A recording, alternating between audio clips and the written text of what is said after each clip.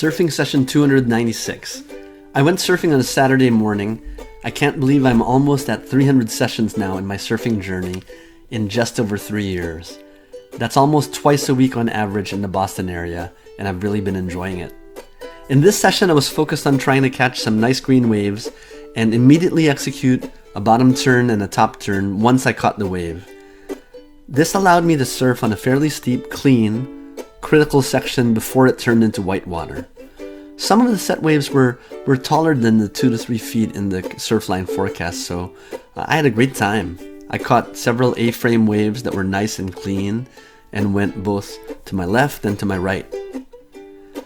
On one nice wave, I did a faded takeoff and went up and down the face of the wave. I did at least one bottom turn and one top turn combo on each wave.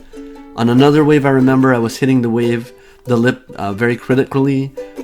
It was a wonderful day. That's the thing. If you try to make your maneuvers immediately once you pop up, the wave's a lot steeper, it's still clean, and it's critical, so it's a little taller.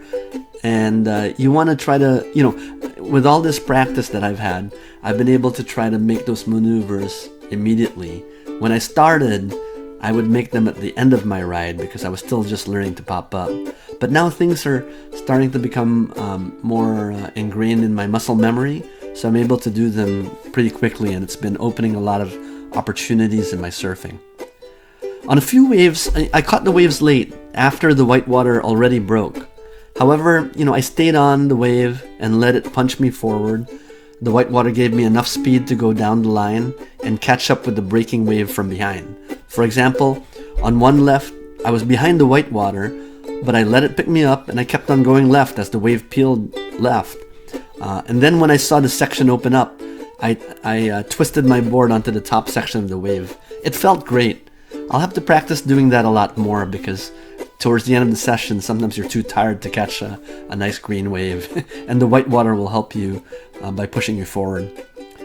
I'm still working on surfing as much as I can, and I'm also cross-training with other activities like doing laps in the swimming pool, yoga at my wife's yoga classes, and then surf skating as well at the skate park.